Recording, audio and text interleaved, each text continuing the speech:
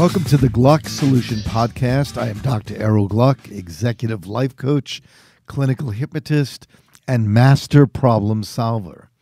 We are pleased today to be here with Dr. Jeffrey Rubin. He's a New York-based psychotherapist who has created his own form of therapy called meditative psychotherapy, which is a combination of Eastern and Western wisdom. His comprehensive book, The Art of Flourishing, talks about his new discovery as well as maintaining love, passion, self-cultivation, and intimacy in the world in which we live. He has seen a lot over his decades of experience, and this is guaranteed to be a riveting conversation. Dr. Rubin, welcome. Thanks for having me. If you hear the voice, this is not because he was boxing last night. He was so prepared for this radio show that he simply lost his voice in preparation. But it's going to be even more exciting. So, Dr. Rubin, meditative psychotherapy. It uses Western psychotherapy and Eastern meditation and yoga. Explain exactly how that works. Dr. Gluck, what I found over the years is that either tradition pursued alone is weaker than when they're combined. So what I've done is try to integrate the greatest wisdom from Western psychotherapy and Eastern meditative disciplines. In essence, and this is quite important, what I'm hearing you say is that there is wisdom all over the world, and to eliminate the wisdom that has come from the East and the wisdom that has come from the West, to eliminate either one makes the whole not stronger. So when you combine the two, you get a lot more out of it. Explain to me what Eastern philosophy is, as you understand it, and what Western philosophy is. When I talk about the wisdom of the East, what I have in mind is the wonderful capacity that you see in the meditative and yogic traditions to quiet and focus the mind and cultivate deep concentration and equanimity. But there's something that leaves out, which is the search for meaning, which is one of the hallmarks of Western therapy broadly defined. So one central way that I integrate these two wisdom traditions is to use Eastern techniques, or any techniques that the listener finds will cultivate attention, focus, concentration, and equanimity, and combine that with decoding or interpreting the meaning that arises when we quiet and focus the mind. Since those are a lot of words and most people are scratching their head a little bit, Eastern philosophy avoids meaning and Western philosophy prizes it. Okay, so how do we reconcile that? How do we quiet our mind? When people have a chattering mind, what they often try to do is eliminate that, which just creates a kind of inner conflict, an inner civil war, a fight between the wish to be quiet and the reality of chattering. What I would suggest is that we lean into the chattering. We see what it might try to be telling us. We try to take it seriously. And when necessary, we change channels. We focus on something else that's quieting, that's focusing. I'm married to a Romanian. In Romania, the word mind means liar. And most people would say that their mind is continually lying to them, repeating a lot of the negativity, reminding them of all their fears of childhood. How would you suggest a person who has that experience, which is so many people, how would you suggest they deal with that? Well, I think the mind, like everything in life, is two-sided. It can lie, but it also is a source of wisdom. It can deceive, but it's also a bridge with empathy and compassion to link up with what other people feel. So one has to take one's mind seriously, but also be skeptical about the stories one tells oneself. One sort of has to simultaneously look at it in both ways. Okay. One of the overall thrusts of your book is practicing self-love. I have found that with my clients, one of the biggest problems is that they're looking for love from everyone else, and yet they don't have a great understanding or any understanding of what it means to love oneself, not in a narcissistic way, I'm the greatest thing in the world, but to really appreciate who they are. How do you get your client to that point of loving themselves? I would work in two ways at once. I would look at those forces that undermine our trust in ourselves, our belief in ourselves, our faith in ourselves, that undermine our feeling worthy of love. I would also work on cultivating appreciation of who we are, of what our uniqueness is. Just like we all have unique fingerprints, we all have unique, what you could call soul prints. We all have something, a unique brushstroke we contribute to the canvas of life. And I would try to work simultaneously on both levels at once. Okay, so do you love yourself? Sometimes. Right. So when you don't love yourself, why not? And when you do love yourself, why do you love yourself? When I don't, it's because I've been caught in the grip of old internalized voices from the culture or from family about not being good enough. When I do, I would prefer to think of it as appreciate or cherish myself rather than love myself. When I appreciate or cherish myself, I'm simply like a child moving through the world, appreciating what there is to be grateful for, and being unselfconsciously connected to whatever I'm doing. You talk a lot in your book about inner space. How, again, would you say that when you have that chatter in your own head, how do you shut it off? In a way related to what I said before, Errol, I would either go into it to see what it's trying to tell me. The way I look, there's a line in the Talmud that says something like, a dream unanalyzed is like a letter unopened. So sometimes chatter is messages that we're sending from ourself to ourself that we're not listening to. So if you think of the regular mail, the old mail, it's like you're getting a notice from the post office, but you're not taking it seriously. So I would both see what the chatter is trying to say. Sometimes it's junk mail, but sometimes it's valuable. And I would work on focusing and concentrating and developing a capacity to be present with whatever I'm doing. One of the things that I tend to teach is that in the New Testament, it says that you know the truth and the truth sets you free. And I tell people, when you're looking for wisdom, try to find it anywhere and everywhere, that if you're believing something that's true, it gives you a sense of peace and serenity. If you're believing something that's a lie, it creates anxiety. So when a person goes into their head, would you suggest that they look for those thoughts that are creating anxiety or creating some sort of peace?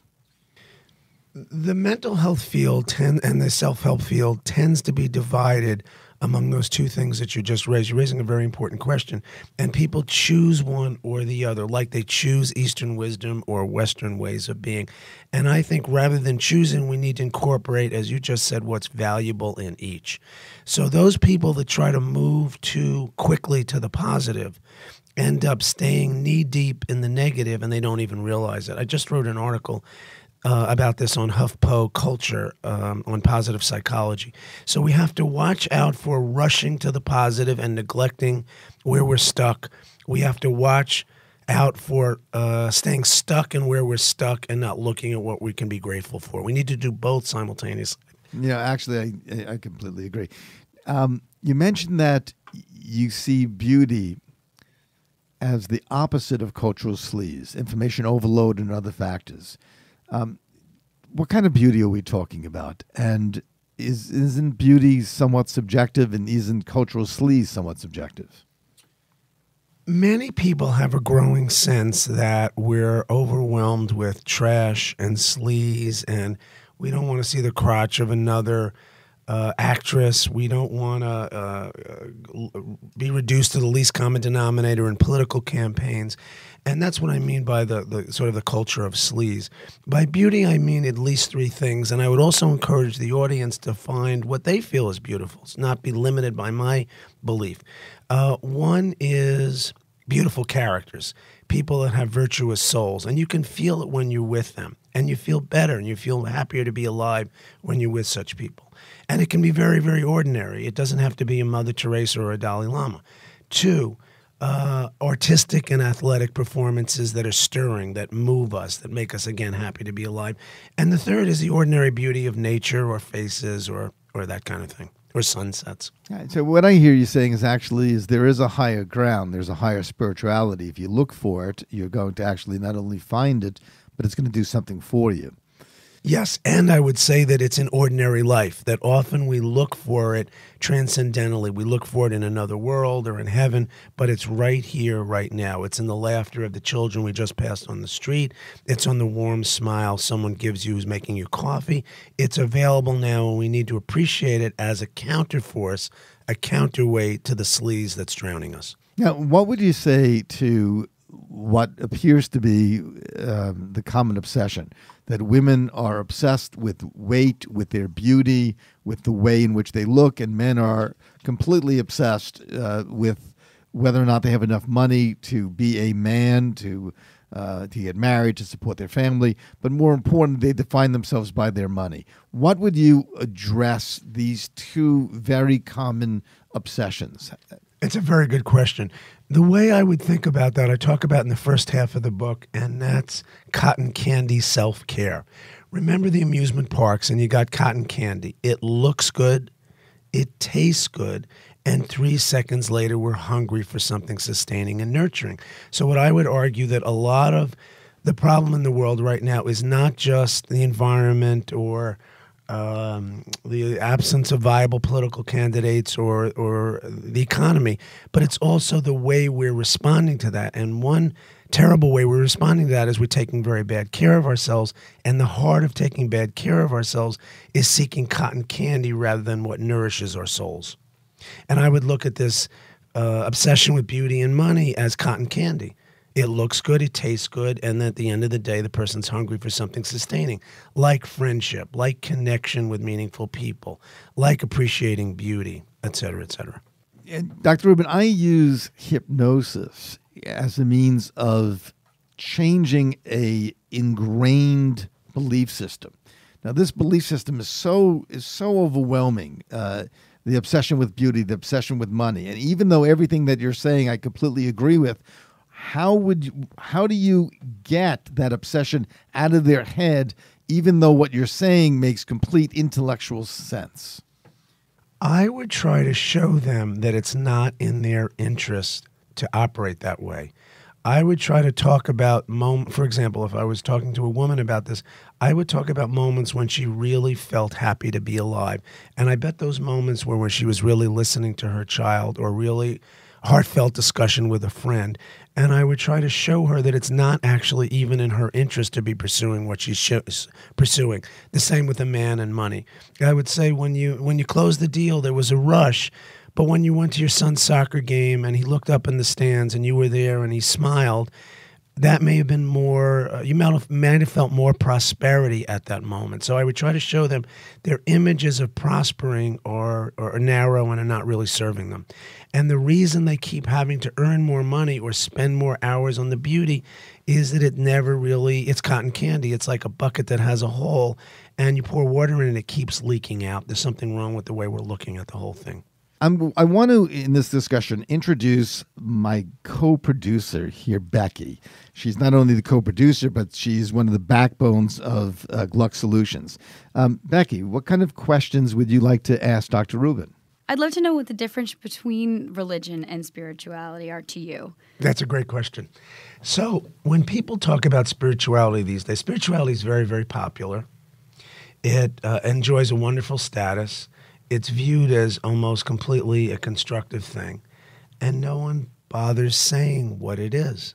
So the first thing I think we need to do is slow it down and define what we mean by it.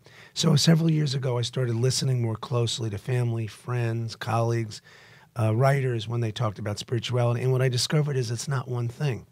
It means at least 6 things, and I would say that people in the audience will find, many, many more.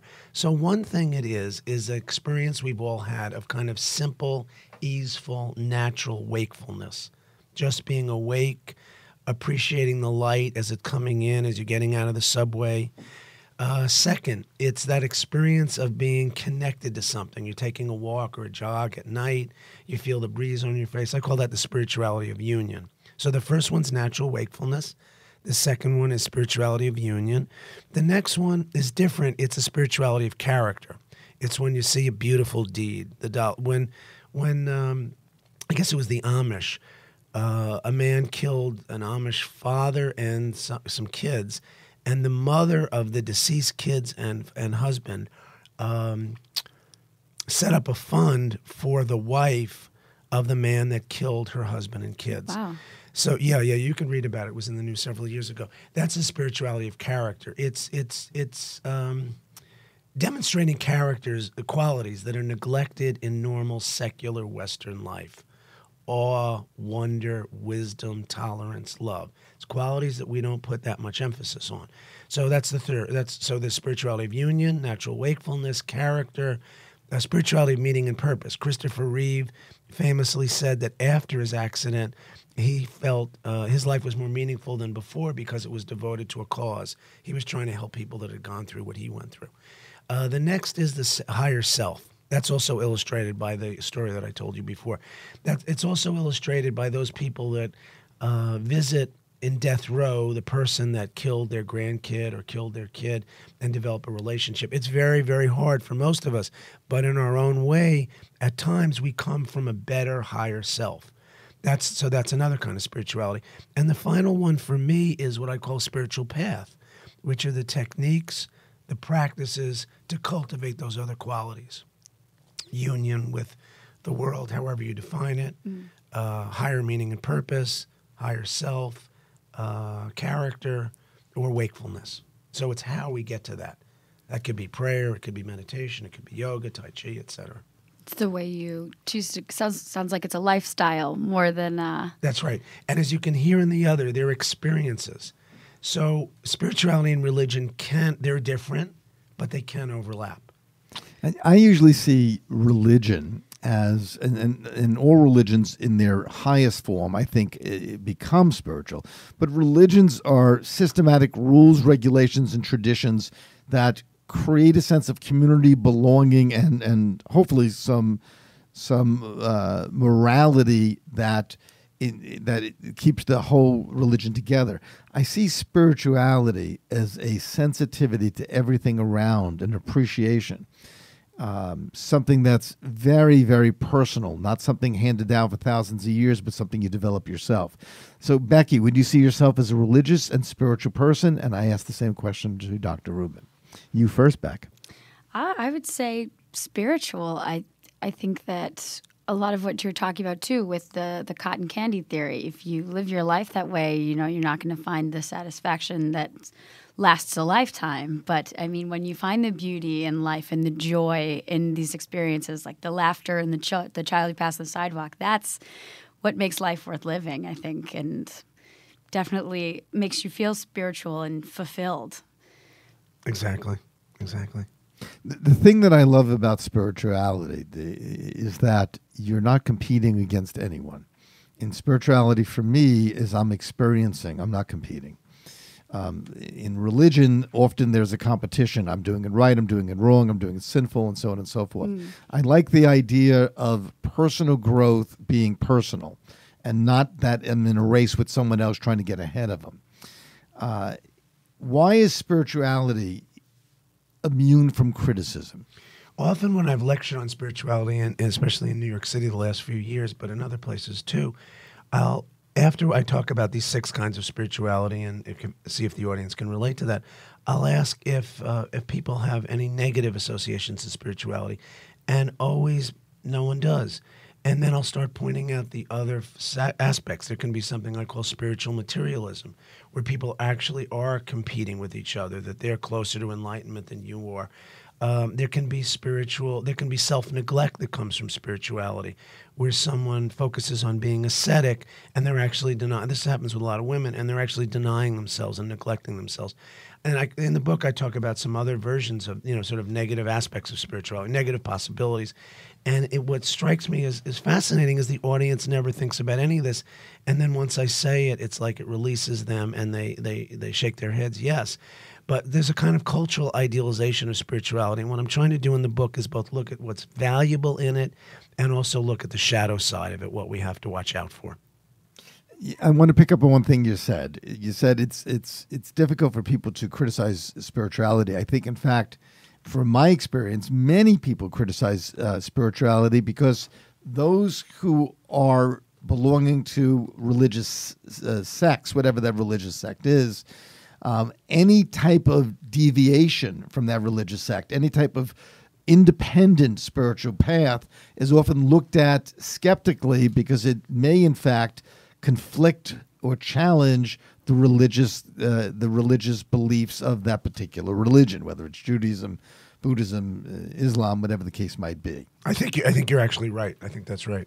I think it's harder to criticize spirituality. Like you said, it's defined by the individual. So when something is undefined, it's almost impossible to criticize it.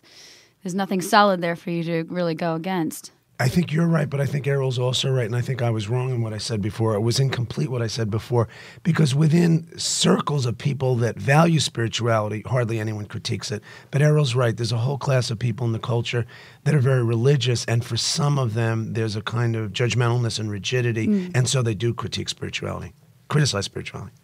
All right, so let me ask this interesting question. What's the difference between yogurt and yoga?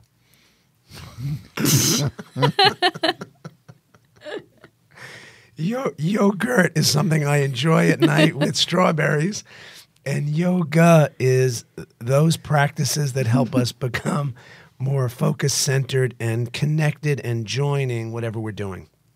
When you see yoga, you see it as not necessarily just an exercise and not even an extension of a religion, but rather putting yourself in a position, a posture that you could hear yourself and somehow spiritually develop from that inner dialogue?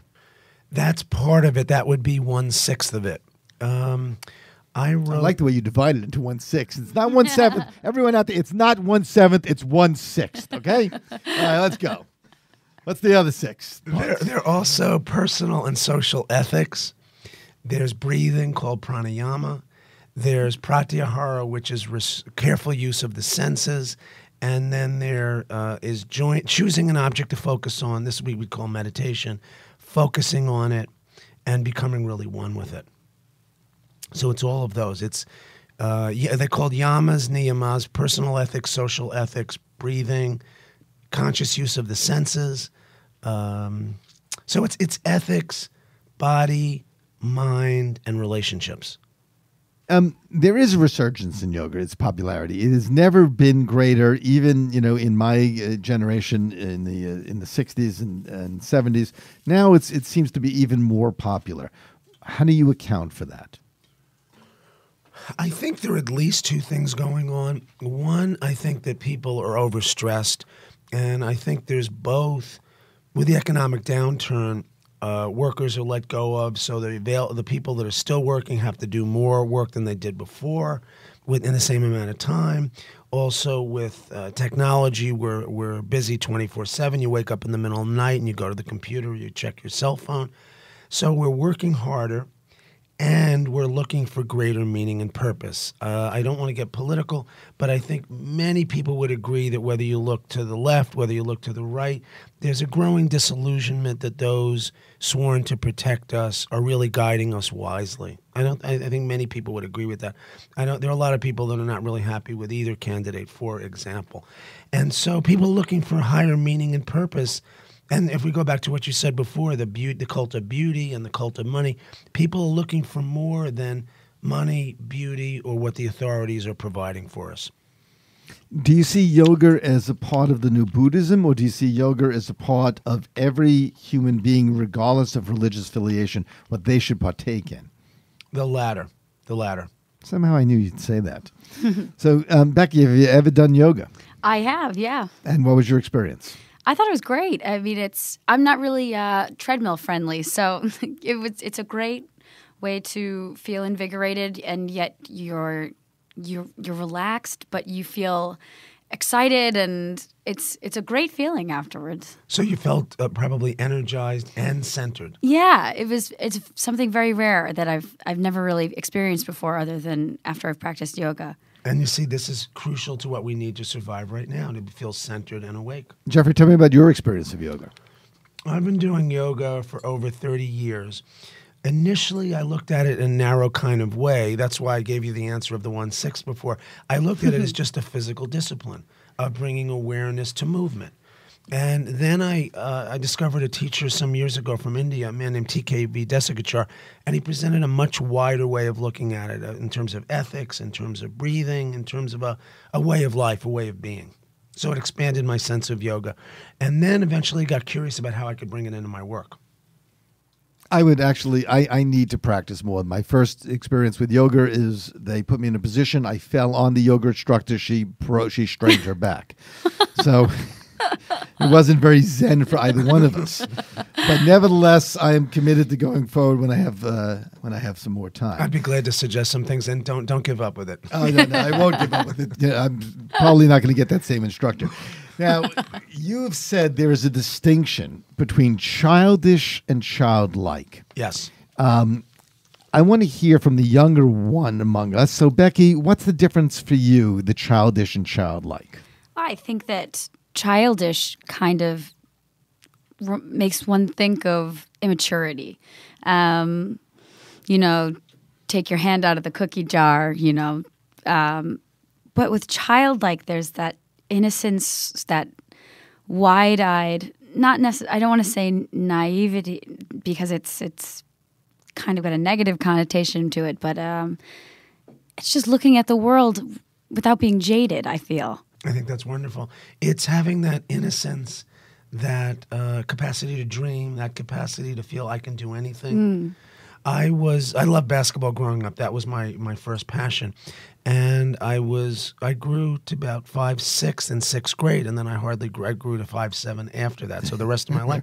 And if I wasn't a child, if I was an adult, and someone said pick up this basketball and start playing, I would have said it's unrealistic. Everyone else is tall. But because I was a kid, I didn't think about that. I just loved it and I dreamed. So I think we all need to find what we're passionate about, and we all need to have that childlike sense of possibility, of can-do, of innocence, and a wonder and amazement also.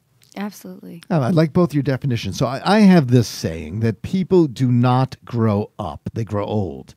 That the process of growing up is a process of self-discovery. If you don't go on that route of self-discovery, you're not growing up. So for me, childish is being that self-centered, selfish person, because a child, their frontal lobe is not fully developed.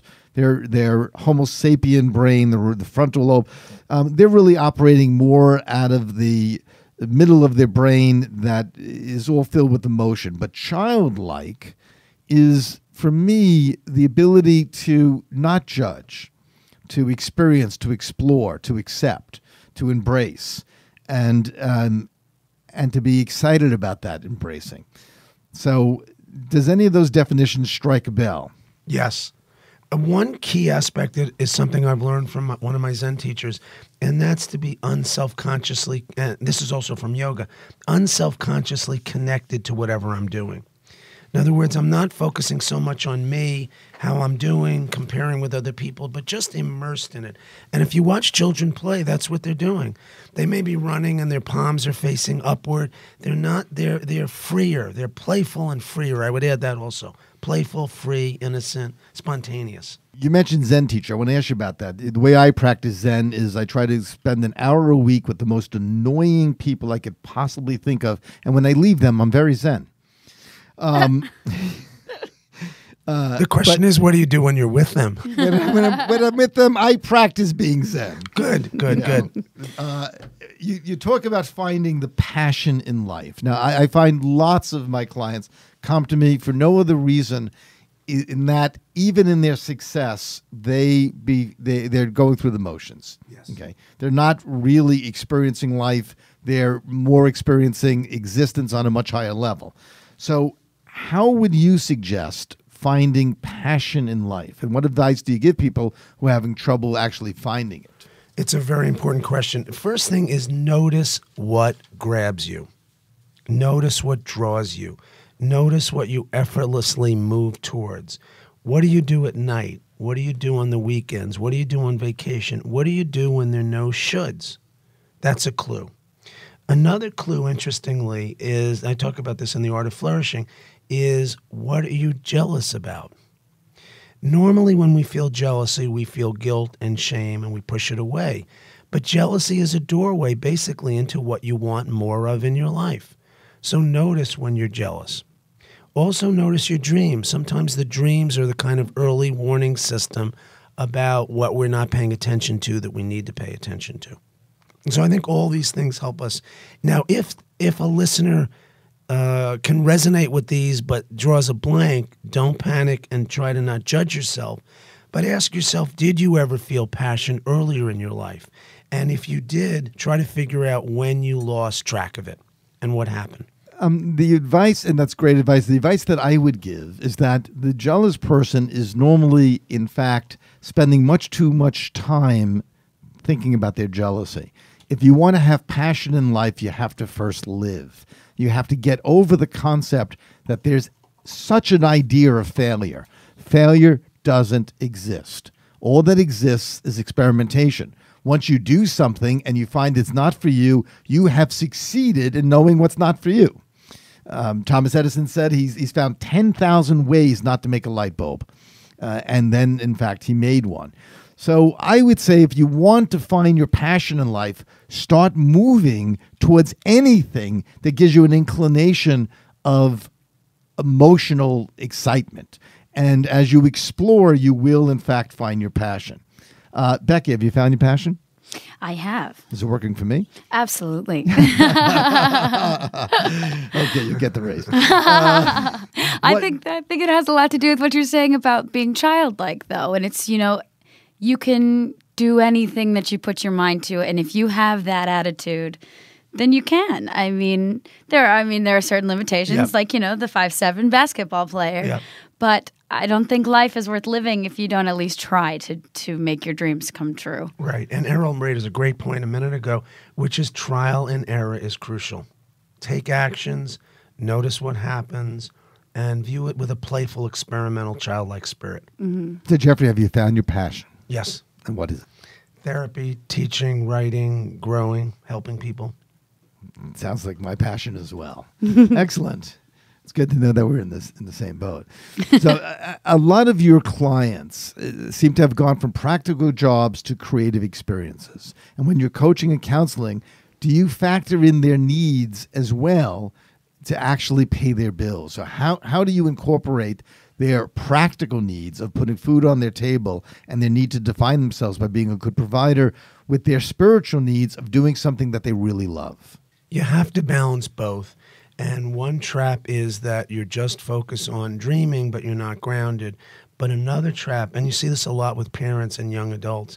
I still actually play basketball, and I play with teenagers at the local park and local gym. So I get a chance, after they see that I can still play, I get a kind of cultural cachet. So they talk to me about their lives, and what most of the adults tell them is focus so quickly and so early, especially in college, on what they're going to do. And I tell them to be open to broaden the focus, to really try to find what they love. So it's a kind of balance between being grounded and realistic, but also not shortchanging your dreams. Okay, so what would you tell a lawyer who hates being a lawyer, who's working 90 hours a week, making a couple of $100,000, has 3 or 4 kids and a mortgage and a wife who's not working because she's taking care of those 3 or 4 kids, and says, I hate being a lawyer? What would you tell that person? This is happening, I think, to more and more people, and I think we saw this especially after 9/11, where a lot of people started really re-examining what they really wanted to do. I would see if there's any play in their economics and their lifestyle. Often people think there's not, but there is. And often what will happen is, especially if they have a supportive partner, and it could be, the man or the woman, the partner will say, if you're happier than you've been, I'm willing to downscale. I'm willing to move out of the city. I'm willing to move, I'm willing to move to a less expensive area if you be happier, because you'll be a better parent and you'll be more connected to me. So I would see if there's any play in the economics. And I would encourage them to both be realistic about the finances, but also see if they can do something that's more rewarding. All right, so the bottom line is what I'm hearing you say, and this is important, is that there is no answer that provides 100% solution. There's no guaranteed safety net.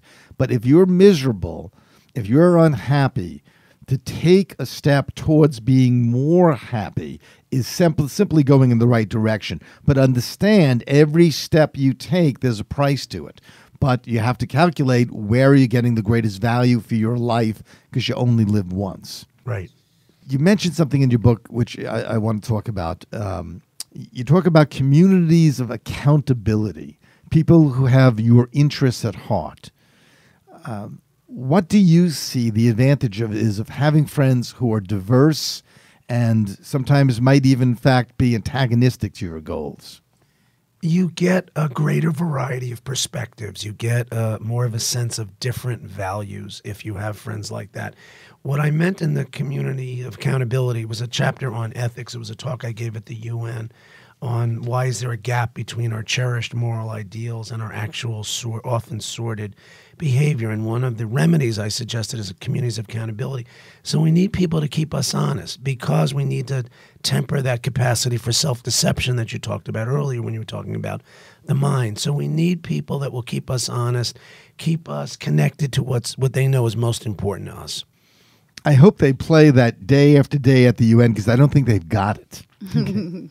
All right. So, Becky, out of your world, now I know that you are probably the most friendly person in the world. Everyone loves Becky. How many friends would you say are truly in your innermost circle that you would trust with anything?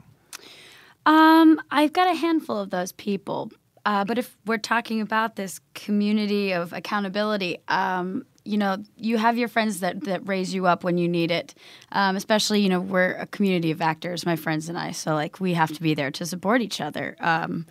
But my mother is the one who's always there. She calls it right there with the pin. When your ego gets a little big, she's right there to pop the ego. And I think that's people need that, the antagonistic to your goals kind of thing. Because I think that not only will make you think twice, but it makes you work harder as well. So mom balances you out. Absolutely. And pops every bubble that ever comes into your head. Absolutely. Jeffrey, within reason. Within reason. Jeffrey, same question. Your friends, the amount of friends that you would trust implicitly with just about anything. There are a group of them that I can really, really trust. And they, in some ways there's overlapping qualities, but in some ways they're also different. So I may run something by a few of them at the same time, and I'll inevitably get a different take on it. I find something quite interesting and quite different. I find that people are more guarded with their friends and much more open with strangers because information is a weapon and people do not like to give the weapon to someone who might use it against them. With the divorce rate in Manhattan close to 90%, countrywide it's well over 50%, I find that people have friendships that are very emotional and very loving, but very transactional, and yet they're more willing to talk to a total stranger and dump everything because that information will never come back to hurt them. Do you find that to be your experience or not so much? It's not my personal experience because I feel like I can totally trust these friends and I feel like I'm totally vulnerable and open with them and vice versa. But I have definitely seen what you're talking about in the world. And what I would suggest is that my fantasy is that the people that you're talking about need to spend more time cultivating deeper friendships. I think that what happens is, and this is one of the things that I always try to do, is that when we tell someone what they should be doing, most of the time people don't really understand how to get from point A to point B. So in cultivating different friendships, that is a great idea. But what do you say to a person who's thinking, I don't know how to do that? They're in therapy with you? Well, if I'm treating them, they know how to do it. Okay, but I asked you, what do you say?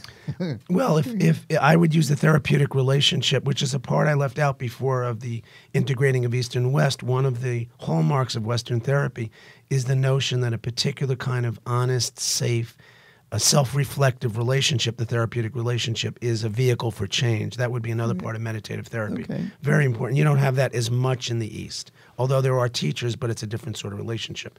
The Zen teacher and the Zen student, for example. So I would use a therapeutic relationship to cultivate the capacity to be more intimate, basically, emotionally intimate. And I completely agree. We use the word for Gluck Solutions, the coaching relationship, as that which is therapeutic. One's coach, one's mentor actually gives them the skill set, the support, and it becomes an example of what they should be looking for. I want to go to something that I really loved in your book. It's something that I actually tell everyone who I speak to, that empathy, the ability to feel another person's pain, is not enough. It's meaningless unless you execute on it. Explain for me why you wrote that and why it's so important to you. What I saw, I work a lot with couples as well as individuals, and the second half of the book is all cultivating the garden of love. It's about intimacy, friendship and intimacy. And what I started discovering was that certain people would be somewhat empathic to their partner, but that wasn't enough. The partner also had to work on themselves. It wasn't enough to understand that your partner spends too much money or why they're too critical. That person also had to work on themselves. And I think there's an idea in the air that if couples can cultivate a particular kind of empathic dialogue, that's enough. I think that's necessary, but sometimes not sufficient. Also, I found the opposite of what I'm saying to be true also, which is sometimes empathy by itself can be deeply healing and transformational. I have observed that where, for example, in the coaching relationship or the therapy relationship, that deep understanding of what someone's going through shifts them. So I found that we need empathy, but we also need action. Yeah, I find that most people get confused between sympathy and empathy. For me, the word sympathy is to feel, to understand the other person's suffering. For me, empathy is to actually experience it emotionally. It's much, much, much deeper. I would completely agree that each person should actually they should look inside and see how they could change before they want to change the other person. In the same way that I always encourage a person to hear, okay, before they want to be heard. That communication is not tennis, it's catch. The person says something to you, try to understand what they're really saying before you hit the ball back and try to knock them off their head. Is that something that you also find to be true? Absolutely, absolutely. And you see what happens is often couples have whatever they're struggling with, and then the way they approach it is not constructive. So now they've created a second set of problems. I call this a vicious cycle. When a partner empathizes with their partner, the partner feels more heard and understood, and then it's easier for them to reciprocate. And then you can set up a virtuous circle instead of a vicious cycle. So how do you let the partner know that what you're doing is empathizing rather than just feeling sorry for them? Because people don't like to be felt sorry for. It makes them feel less than. Well, two things could be going on. One, the person who's apparently empathizing is not, and is actually is patronizing a little bit, and the other person correctly picks that up. So I would try to discern whether that was going on or not. The second thing that might be going on is the receiver of the apparent empathy may have guilt about being the center of things or may not feel entitled, so they may push away genuine empathy. So I would try to sort out, is it genuine empathy? Is it genuine empathy being pushed away? Is it not genuine empathy that the other person's picking up? And I would try to sort that out. There's usually a lot of coaching involved because normally what happens, I find with men is they want to make it simple. They say to their girlfriends or their wives, "You're unhappy about your job, leave your job." And the wife he says, you don't understand. And he's thinking, what is it I don't understand? You don't like your job, quit. But you don't understand. So what happens is I find that most people don't speak the same language. One of the things that I'm always doing is translating from one person's communication skills what they really mean to another.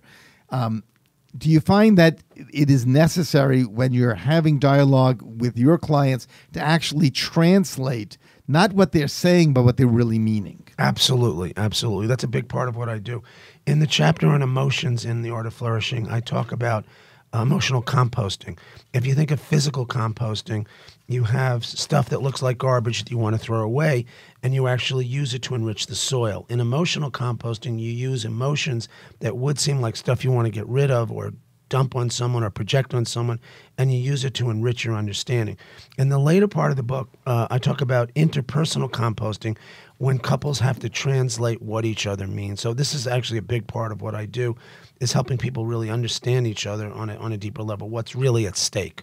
Right. Yeah, without understanding, you can't go any further. So, Becky, you as a young person, let me ask you a question. As I said, everyone loves Becky. You have to meet Becky. It's true. I can already tell. No, you can tell she's like unbelievable. She's like a little sunshine, little ray of sunshine here. What do you tell your friends who are, quote unquote, in love with their, boyfriend or the guy they're dating, but there is no real communication? They will tell you, the guy doesn't get me, but he has a good heart, even though you haven't seen the cardiologist. What do you tell them? I think that there's this fascination, and I don't know if it's just our generation or what, but we seem to be fascinated with making relationships work. We've sort of lost the idea of dating, and everyone just kind of finds someone and we latch onto them. I don't know if we're all afraid that we're going to end up alone or what, but of course you are. Yeah, somebody goes on a first date, and the next thing you know, that these two are in a committed relationship, and it's Facebook official. Or I think that what we need to do is take a step back and say that, hey, even if they're a great person, they may not be the right match for me. And that's okay. That they don't have to be the one that I end up with. And we can stay friends, or we can enjoy the few dates that we went on and, shake hands and call it a day. Just because they're a good person doesn't mean you have to make it work if it's not perfect. Because if you're making a commitment to someone, that's supposed to be forever, and you shouldn't have to compromise with that. It should be what you're looking for. Becky, I love your answer. Now I'm gonna say two things that are hopefully this is gonna go out to the 7 corners of the earth, or 6 corners, or 5 corners, whatever there is. First, opposites attract, and then they spend the rest of their life destroying one another. Point number 1, try to find someone who actually shares your interests, your values, your lifestyle, your thinking. You will always have enough differences, and there will always be enough differences around you. But if there is more commonality than not commonality, you have a much better chance of succeeding. When a key fits a lock, do you know how you know it fits? Because it turns easy. If you have to spend 20 minutes opening up the drawer, you need to get a new lock and key.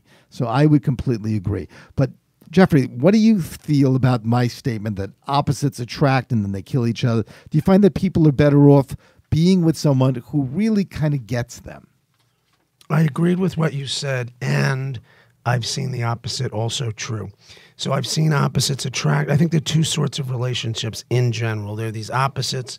So there's the lawyer and there's the graphic artist. But there are also the 2 psychologists that, or the 2 lawyers. I've seen both. The weakness of the opposites is that there's not a shared sense of a lot of things, and they can clash. The value, there can be a synergy. There can be a difference that's enriching. The challenge for the people that are the same is that there's no new blood. They just talk about law. They just talk about therapy. They just talk about graphic art.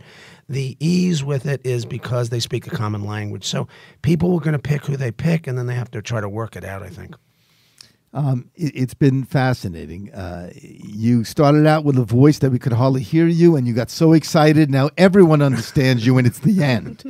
If you'd like to meet with Jeffrey Rubin, give him a call at 212-664-0751 or visit his website at www.drjeffreyrubin.com. That's Rubin. His book is called The Art of Flourishing, and it's available on Amazon and at Barnes & Nobles, and I would encourage you to get it. I am Dr. Errol Gluck. Remember, to every problem, there is a solution. I am your problem solver. So go to my website at www.glucksolutions.org or call me at 212-599-3195. This is gluckradio.com. Till next time.